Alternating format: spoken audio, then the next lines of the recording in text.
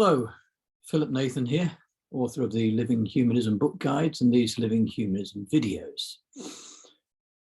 In these videos and in the Living Humanism books, I made a conscious decision not to lead into or to base the proposed conduct and action, the core and other principles, and my other discussion of personal conduct, not to base these on the thoughts and works of those usually presented as antecedent historic humanist thinkers and philosophers.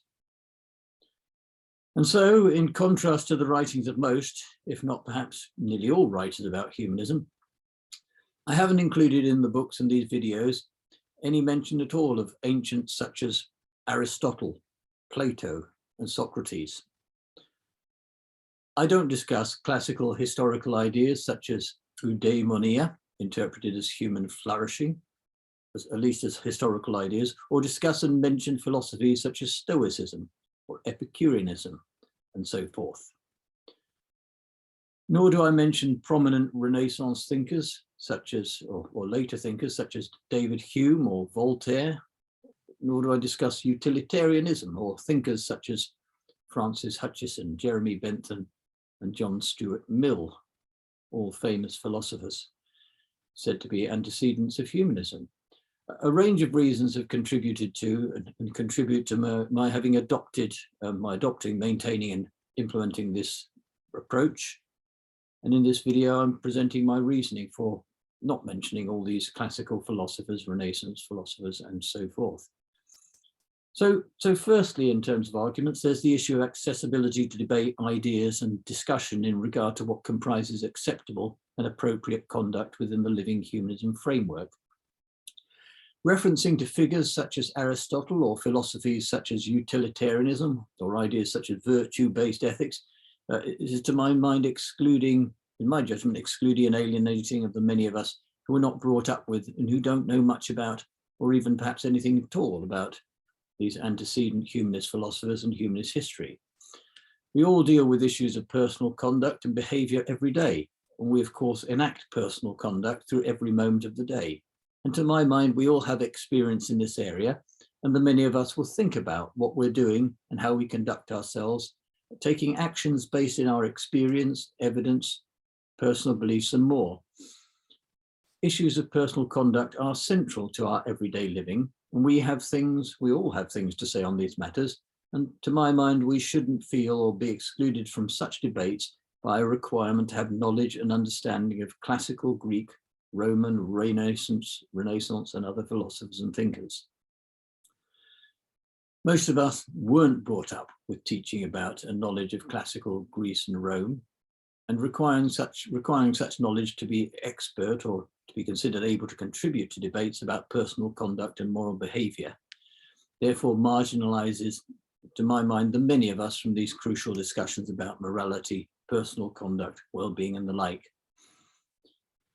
And notably, education about such classical philosophers and in the and Renaissance philosophers too is confined in the UK, at least in the main, to the pay-for public schools of a rich and wealthy elite, and then on to the elite universities, where many of those teaching and studying such philosophy and philosophers, where many of these people hail from the same privileged backgrounds, and to my mind, thus skewing interpretations and discussions about personal conduct and behavior, away from everyday living and the problems and issues that many of us face, with much focus on these historic thinkers as icons and as history, rather than bringing true focus on the real issues of how we should conduct ourselves in our daily lives.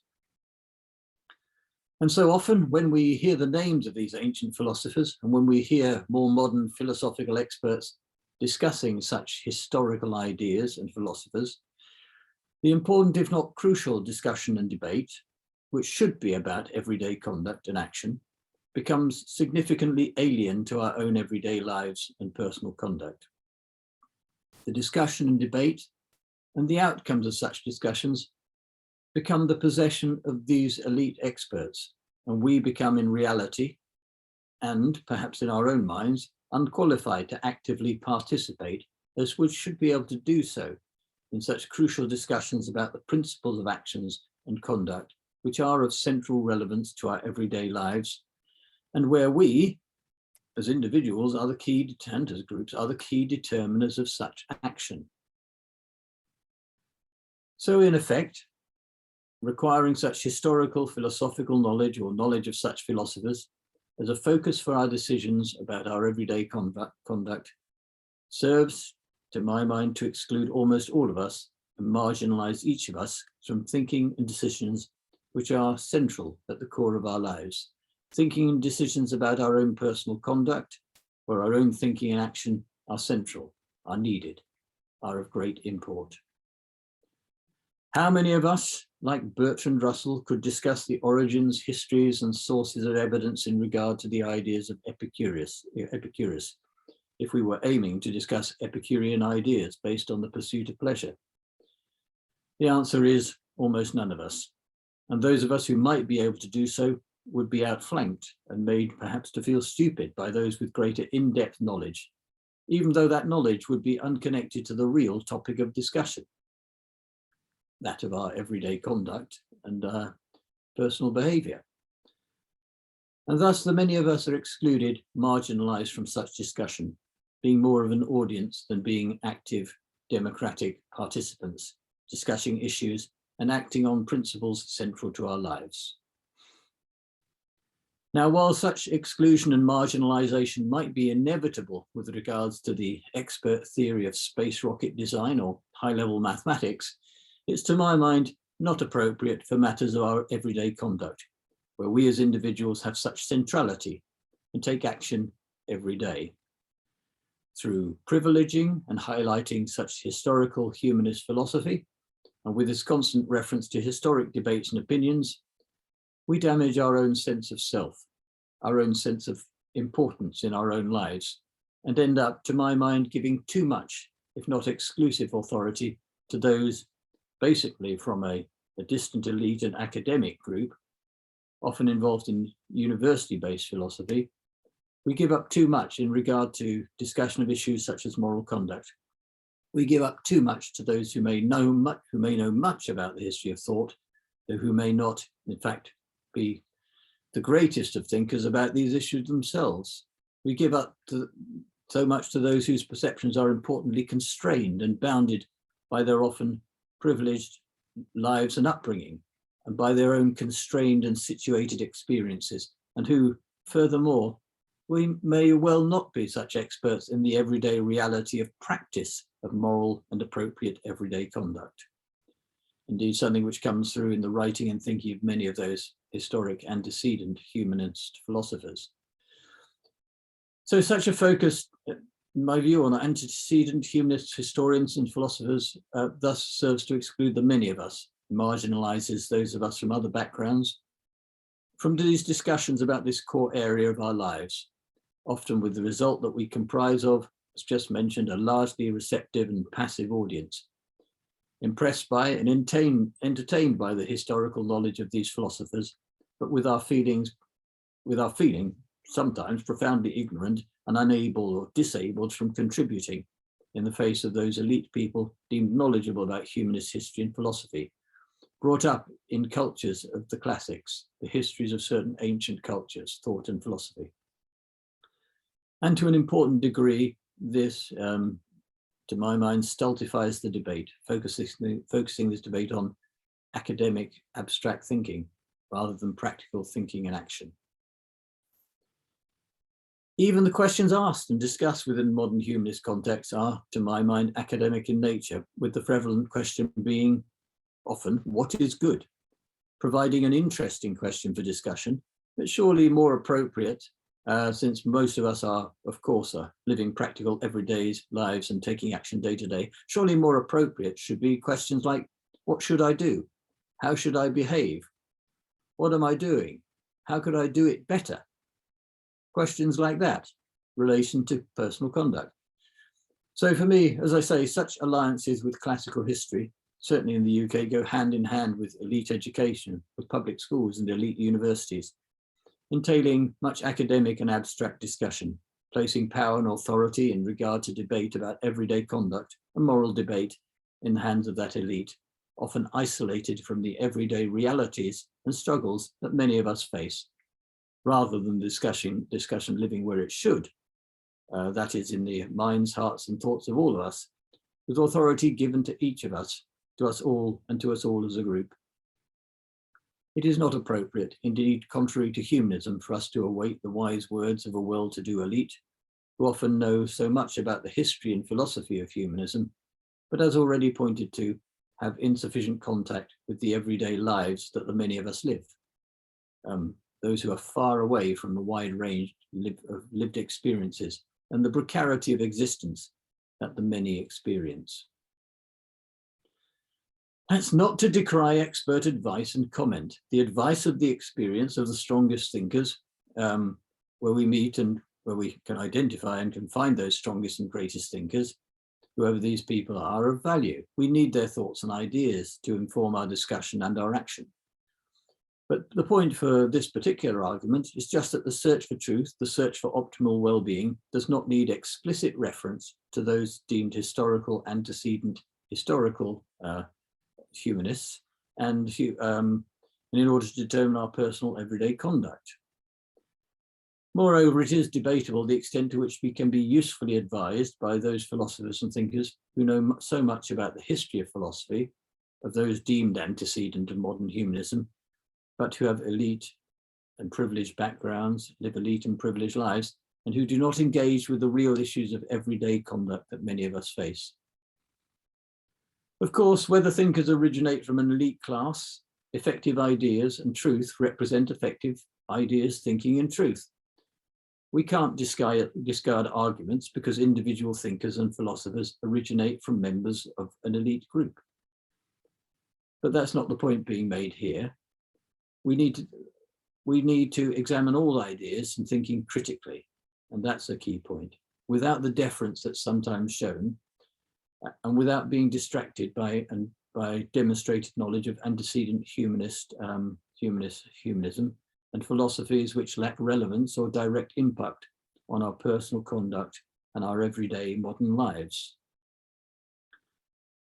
If I can add here that some leading philosophers do not use such constant reference to history and philosophers to justify their beliefs in areas of personal conduct and the life. Like, for example, in the Humanist UK pamphlet, Being Good, Richard Norman makes solely one reference, as I can see, to Aristotle, Plato, and Hume. So again, I would say this is establishing credibility. And I've already said Hume and Aristotle are flawed sources. Anyway, yes, he mentions values as a starting point, and not too sure where this arises from. I presume it comes from analysis and observation, though Norman does not discuss what leads him to identify certain specific core human values described. And perhaps he would say such a pamphlet is not an appropriate place for such justification. In any case, to my mind, if we lack detailed knowledge of humanist philosophy and philosophers, that doesn't mean we're unqualified to contribute to discussion about right action and wrong action, about our everyday personal conduct. We all have our experiences and thoughts. We're all enacting morality, personal conduct day to day. And so we have qualifications and experience to enable us to judge and to contribute to discussion about personal conduct in terms of the everyday.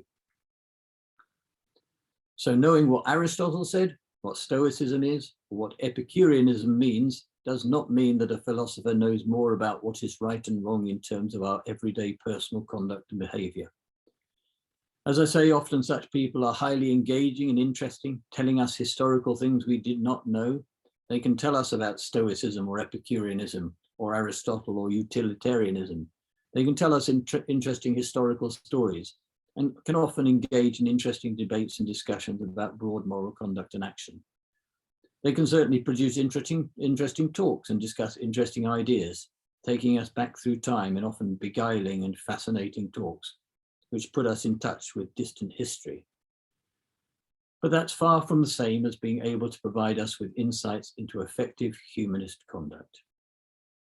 For me, in a similar manner in which BBC Radio 4's Desert Island Discs insists on giving out copies of Shakespeare's books and the Bible for their desert island stay, of course ignoring the fact that respondents might not want these books at all, and signalling mostly that this is what an elite values and telling us we must value them too.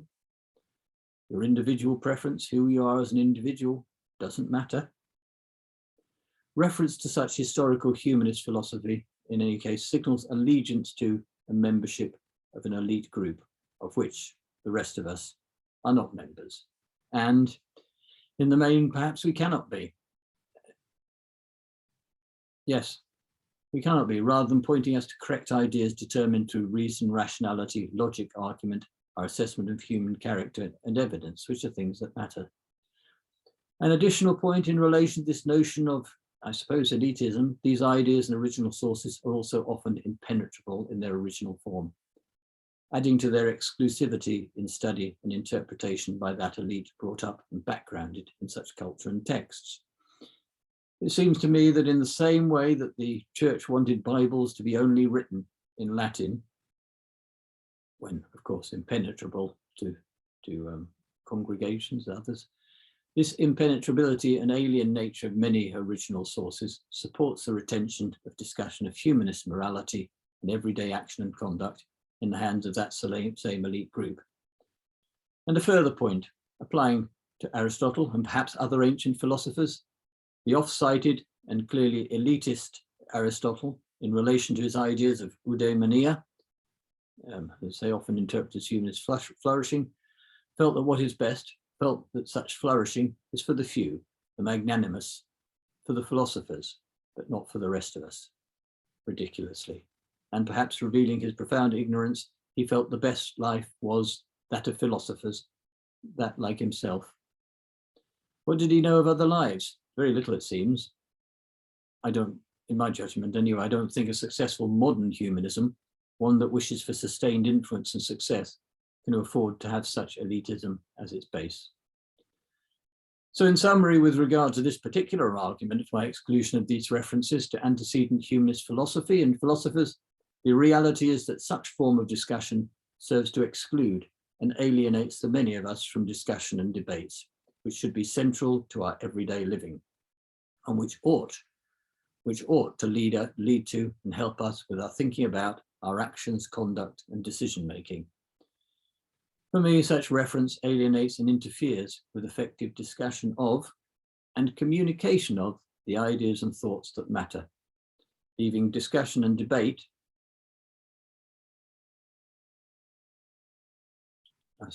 need a drink, on something key to our everyday life, significantly in the hands of a distant elite, often creating a somewhat abstract and intellectual debate, which has little impact on or relevance to everyday living and personal conduct. And in my view, this is not acceptable with a humanist framework and within the framework of living humanism itself. And partly as a consequence of these arguments, I leave out reference to classical and Renaissance philosophers and others in the Living Humanism book guides and in these videos.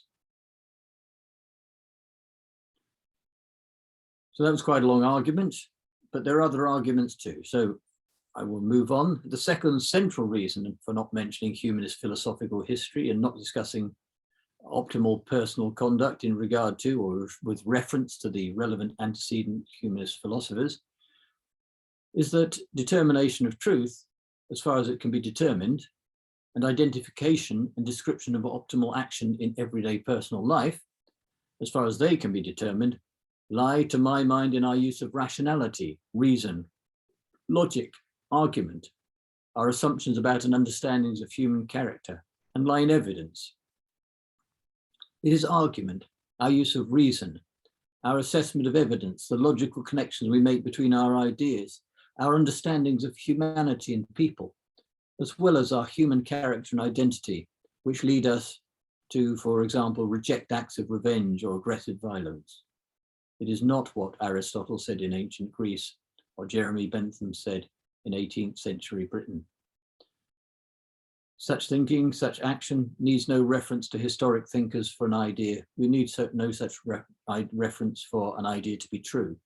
And in particular, such reference is not needed in proposing ideas about what comprises optimal everyday conduct. Truth, rationality, and reason, our identification and use of evidence, our use of effective argument, and other factors lead us to truth and right conduct. Logic, reason, evidence, argument, and more lead to truth and right action. And these are the deciders of truth, and not whether words were spoken by well-known historic figures and thinkers.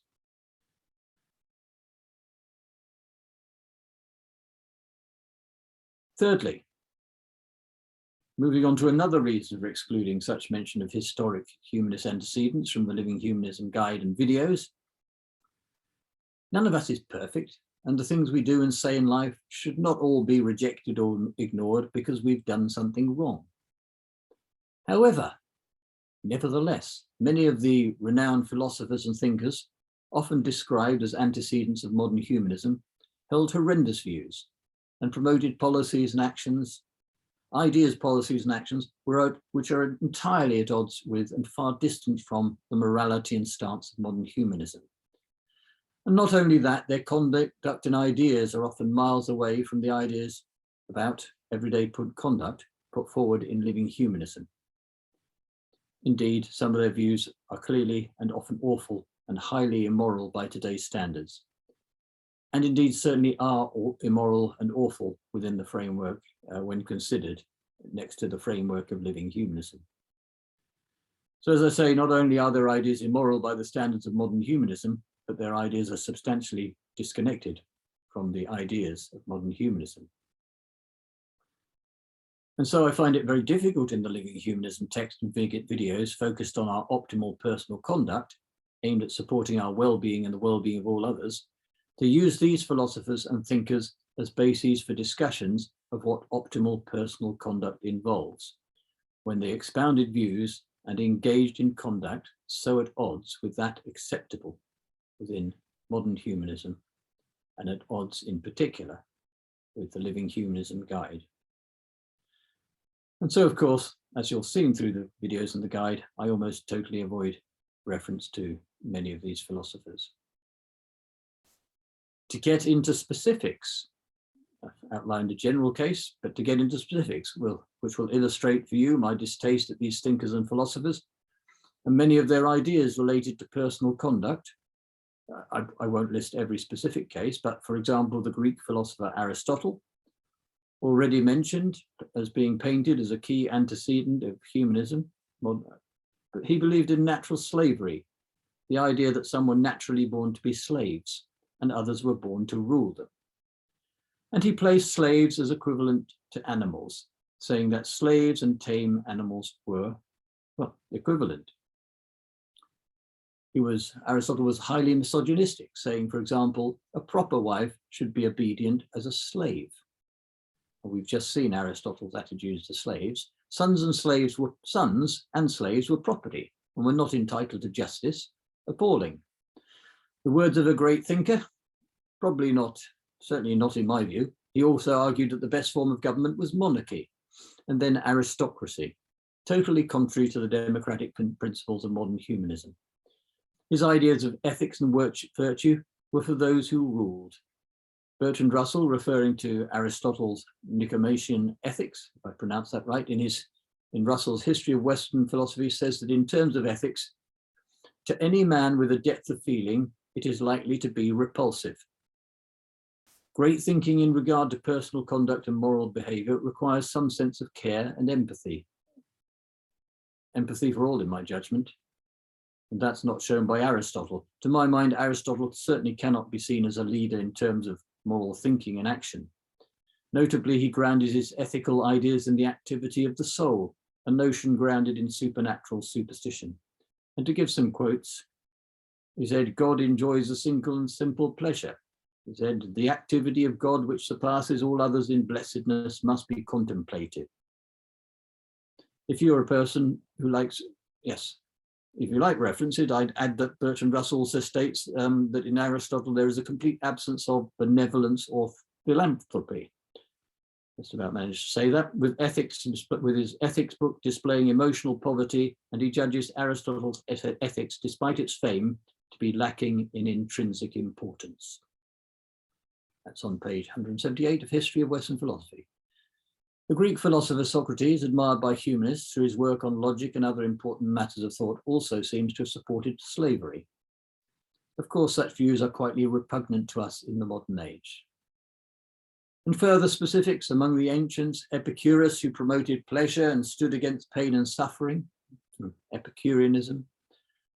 Highly worthy and bearing similarities to key ideas in Living Humanism, he had, but not in this way, he had disdain for ordinary people, referring to them as the rabble, again reflecting the elitism I've referred to earlier. Though interestingly and significantly contrasting with this apparent disregard for ordinary people, and somewhat confusingly, Stephen Law states that the teaching of Epicurus was non-authoritarian in approach and accepted women and slaves. However, Epicurus did state, "I never desired to please the rabble. What pleased them I did not learn, and from what I knew was far from their understanding." Of course, this is disdainful and dismissive of ordinary people, perhaps reflecting an elitist phase of humanism that perhaps to some extent still exists today. Diderot, another philosopher and Enlightenment thinker, mentioned by the humanist philosopher Anthony Grayling in his book, What is Good, said that Jews were capable of any villainy. There is to be found among them only a confused mixture of the principles of reason and revelation, an affected and often impenetrable obscurity, principles that lead to fanaticism, a blind respect for the authority of doctors and antiquity. In a word, all the defects of an ignorant and superstitious nation. And that's from secondary citation from Arthur Wilson's book on Diderot, 1972. But obviously revolting. Another philosopher, Baron de Holbach, another philosopher mentioned by Grayling, said Jews were the vilest people on earth. Well, you know, what can you say? Appalling. Erasmus, a Catholic priest, but known as the father of humanism. Yes, humanism had different meanings through the ages. He was racist and anti-Semitic, describing Jewish people as the most noxious pests. I'm somehow supposed to admire such a person. I can't bring myself much further than to think of him with some contempt. With contempt, some. The philosopher Voltaire, widely admired by humanist philosophers, with Humanist UK for many years having held a Voltaire lecture. He had appalling views on race, and no doubt much else, portraying black people as animals with a flat black nose with little or no intelligence. Yes, in Les Lettres d'Armabad, 1769. And with Voltaire saying about Jewish people, you deserve to be punished, for this is your destiny. Voltaire was basically one of the inspirations for Hitler. And this is the great case. And if, as if Hitler needed more motivation, but Voltaire was one of the inspirations. Voltaire was also involved in the slave trade. Ironically, to my mind, Humanist UK in 2019, within their Voltaire lecture series, had a lecture delivered by Dr. Adam Rutherford, which was against racism. Yes, this is just there's just examples of the awful pseudo-racism of Voltaire. And then we have David Hume, about whom I personally, understanding him to be an admired humanist figure, when I was a chair of Northeast Humanist, I organised a joint lecture with Newcastle Philosophical Society in regard to Hume. However, he was another racist, stating that Negroes and other human species are naturally inferior to whites, and adding, there never was a civilized nation of any other complexion than white, or even any other individual eminent in either action or speculation. No ingenious manufactures amongst them, no arts, no sciences. He was criticized for saying this, but refused to apologize. See an article by Dr. Felix Waldman, a Scotsman, in July 2020. Disgustingly talking about a Negro in Jamaica, reputed to be a man of learning, Hume said, "'Tis likely he is admired for very slender accomplishments, like a parrot who speaks a few words plainly." While happy to denounce slavery in ancient Rome, Hume was also involved in the slave trade and encouraged his patron, Lord Hertford, to buy a slave plantation in Grenada. And Hume was well aware of the denunciation of slavery by many of the time, including his friends. So a philosopher with influential ideas, but perhaps, well, but with, I'm not removing perhaps, but very important obnoxious views. It's often argued that people's views are highly influenced by their contexts. I would expect those designated as great thinkers and philosophers, especially in their thoughts and comments about moral issues and good conduct, to be able to see outside of their context. Hume knew of opposition to slavery, but nevertheless supported slavery in his times. Surely Aristotle could have appreciated that slaves were people too. And then again, where was his evidence or argument that some were born to slavery? This actually sounds like very weak thinking, undoubtedly tied to elitism, cultural background within an elite group, and a lack of care for empathy or for, in the words of Russell, other human beings. I do not say that all the ideas, I'm not saying all the ideas of these thinkers should be entirely rejected because of such views. However, I'm loath to use them as sources and refer to them as possible origins of the ideas put forward in Living Humanism. The ideas in regard to everyday conduct put forward in Living Humanism need to be considered on the basis of their own arguments and evidence, and should not need bolstering by what, to my mind, is ill-conceived beliefs about the credibility of these antecedent philosophers and thinkers, whose thinking was, to my mind, clearly lacking in many respects, with many repugnant and repulsive views held. So when people mention to me, they talk to me sometimes about the rich history of humanism, when taken in regard to personal conduct and everyday behavior, as I hope I've evidenced to some degree, this history in terms of morality is in many cases pretty dubious. Racism, misogyny, support for slavery are an anathema to modern humanists, and I really wouldn't want to follow in the moral footsteps of these people. They are not for me optimal, many of them, they are not for me optimal exemplars of good personal conduct, whatever might be the profoundness of their thinking in other matters, such as their critiques of religion and commitment to free thinking. A fourth point, as part of this explanation for excluding such sources, within my true awareness, the ideas in the guide and videos did not originate in any conscious manner from the works of these humanist antecedents. That being said, I had certainly previously read the ideas attributed to Jeremy Bentham and Francis Hutcheson, aiming for the maximum happiness for the maximum number, and similar thinking from Mill and his utilitarianism. And indeed, I'd come across Stoicism, as well as Epicurus and his ideas about the search for pleasure. Nevertheless, I didn't consult these ideas in any explicit manner while writing the Living Humanism guides or in preparing these videos. While Living Humanism goes far beyond these sources and focuses in particular on well-being, nevertheless, it seems reasonable to acknowledge that the range of historic ideas are likely to have influenced my thinking. A long video, so another slurp of coffee. I've already mentioned, the fifth point tied to an earlier point, I've already mentioned in relation to the exclusionary effects of referring to such humanist antecedents and philosophers, but I'll state this argument more explicitly here, though it ties to my previous argument about the alienating and excluding consequences of mentioning such Greek philosophers, Renaissance philosophers and the like, and thinkers. But here, I'll state this as a separate argument, focusing explicitly on the often elitist nature of these philosophers. I've already quoted Epicurus talking about the rabble, but Aristotle, Socrates, and many others were all well-to-do people from the elites of their societies, and this influenced their view of the world, for example, likely contributing to them, leading to them approving of slavery, but also meaning that their view of good and moral conduct was very much focused on the behavior of those involved in politics and in the higher echelons of society, rather than focusing on the mundane lives, everyday lives of ordinary people. Noticeably, there's much writing from these philosophers about virtue, a term again which to me seems rather an elitist, archaic, and for me an alien idea, representing a term which certainly would not be used by most of us in discussing how we should conduct ourselves in our everyday lives. Membership of such elites and elite perspectives are also true of many of those said to be antecedent of humanism from later periods in history. And indeed, one of my criticisms of much modern humanism today is that in many ways, it retains some of these elitist features.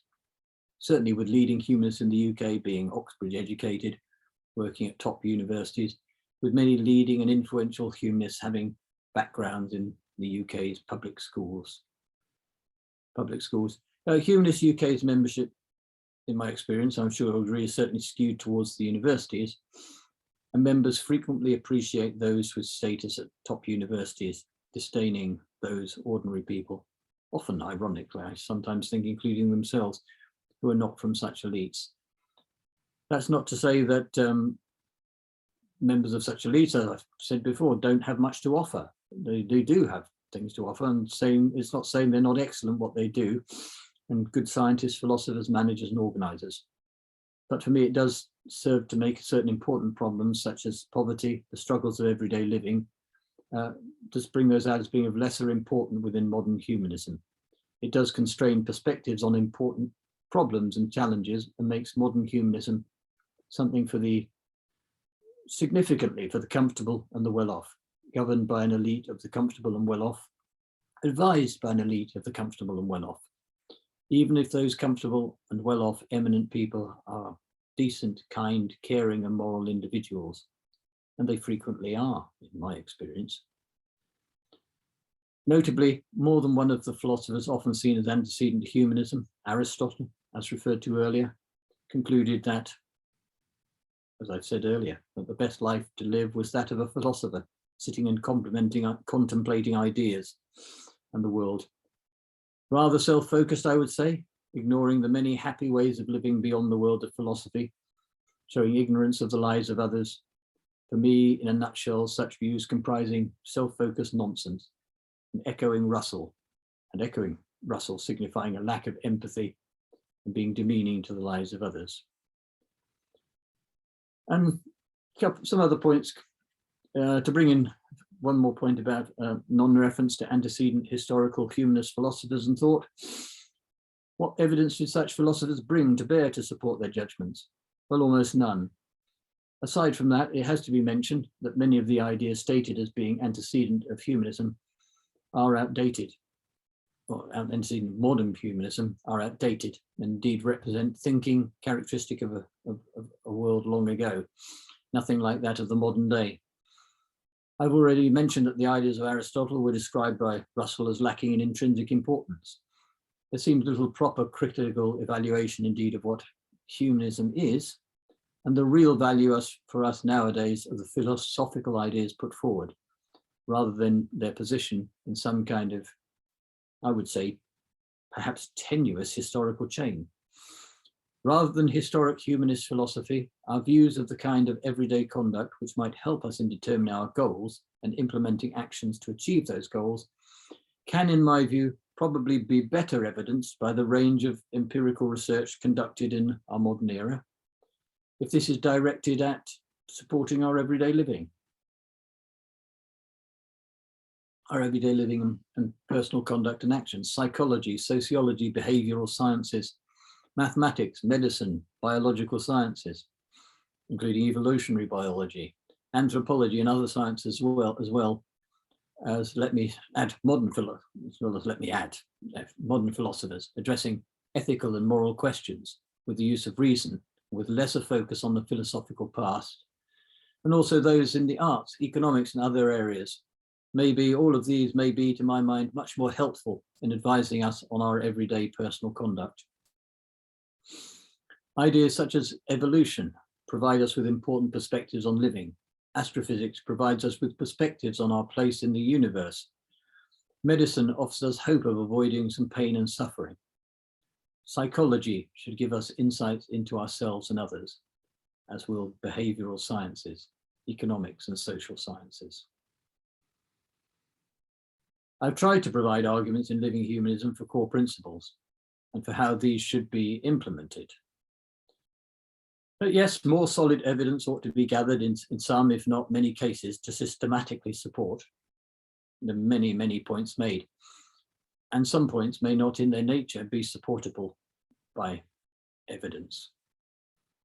In a work so wide-ranging as Living Humanism, it would be an impossible task, at least for me, though I may try in the future to gather as much evidence as I possibly can. And this of course would extend the guide from 2 volumes and 2,000 pages to something even larger. To add a final point, which acts against the idea of substantial reference to such humanist philosophers and their thinking, in discussion about everyday personal conduct and moral behaviour in Living Humanism, it is surely a matter of debate and discussion where modern humanist ideas on personal conduct and behaviour actually come from. For example, it's very unlikely that historic philosophers discuss things like environmentalism, caring for our planet. These ideas, for example, must have modern origins.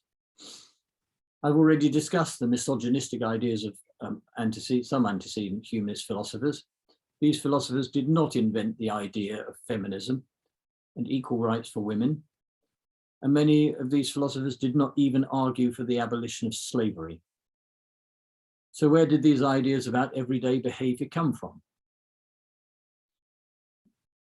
A question of research, but in principle, I would say they arise from our human search for well-being and from a profound sense of injustice and unfairness, part of our propensity to aim for our own well-being and the well-being of all. Further, John Stuart Mill and other philosophers propounded ideas of freedom, many accepted by modern humanists. But Mill and these others weren't called humanists, even if their ideas are valued and discussed by humanists today. And indeed, as already referred to in relation to Erasmus, the original use of the term humanism referred to those valuing the humanities and included, if not, was dominated humanism at the time by religious humanists. All of this has led to debate about what actually is humanist history, what should be included in humanist history, and who are humanist philosophers. The reality is that while many seem to assume the debates about humanist history are somewhat settled, there is in fact, and indeed I would say there needs to be, significant discussion debate about which figures in history are truly antecedents of modern humanism.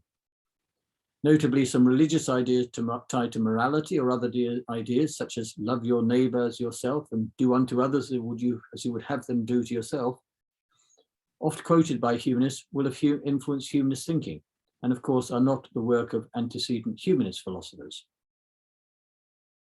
Moreover, if I can add in here the phenomenon of moral change, which is sort of alluded to above, whereby ideas about right and wrong conduct, change over time. In the 19th century, a child could be executed in England for stealing a loaf of bread. We would be appalled and disgusted by that now. In more recent times, homosexuality, for example, was illegal and frowned upon and could lead to violence, assault, imprisonment, and indeed the death penalty. Now the societal view of homosexuality has changed, and homosexuality and gay marriage are, fortunately, legal. None of this moral change, this change in attitude and behaviour, is to my mind explicable by reference to historic antecedents of humanism. As mentioned, my view is that we are persistently pursuing well-being and aiming to reduce pain and suffering, and therefore our individual and social views on what is good or bad change as we act against our own oppression, and as broader community and society gain a deeper appreciation and understanding of others and the world we live in, as we better understand the pain felt by others and the importance of the well-being of all others. And I will add here in this point the questions about the beliefs of these ancient humanist antecedents. There's the question of their ancient beliefs of these humanist antecedents in relation to gods. So I've been told that the notion of eudaimonia, said to be somewhat equivalent to happiness and stated as a goal by Aristotle, is a very important origin of humanist thinking on good or bad. However, with non-belief in gods being a fundamental of modern humanism, I have to point out that this word, in some sources, eudaimonia, refers to good in the eyes of the gods. And I've already mentioned Aristotle believing in the notion of the soul and provided various references to his quotations which explicitly mention God. So Aristotle ties in supernatural beliefs, religious beliefs, to his thinking alien to modern humanism. Anyway, this has been a long video. Overall, I put forward a range of arguments for not referencing the range of possible antecedent humanist philosophers and thinkers in these videos and the Living Humanism guides. Of course, you may disagree, or on the other hand, hopefully you may support the points made. As usual, any comments can be put below the video in the comments section. Thanks again for listening.